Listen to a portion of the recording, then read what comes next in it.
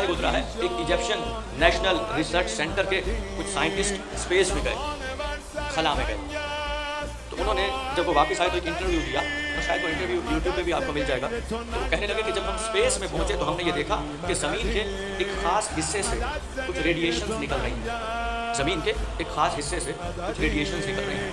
तो कहने लगे जब हमने जूम करके देखा तो वो रेडिएशन ज़मीन के सेंटर यानी खाने काबा से निकल रही थी। वो रेडिएशन ज़मीन के सेंटर यानी खाने काबा से निकल रही थी। कहने लगे वो रेडिएशंस इतनी इन्फिनिट थी, यानी इतनी लामहदूद थी कि मार्स एक प्लैनेट है उससे भी आगे जा रही थी, मार्स प्लैनेट से भी आगे जा रही थी। अब अगर इस सारे मंजर को ईमान की आंख से देखा जाए तो इसका मतलब ये हुआ कि आज भी एक नूरानी सतून है जो काबा को अर्श में मौजूद बैतुल मामूर से मुंसलिक कर रहा है। अल्लाह अकबर। तो ये सब आज भी एक नूरानी सतून है जो काबा को अर्श पे मौजूद बैतुल मामूर से मुंसलिक कर रहा है। अरे अली के चाहने वालों, जब आज तक काबा अर्श से जुदा ना हुआ तो मौजूद काबा अर्श से जुदा कैसे हो जाएगा?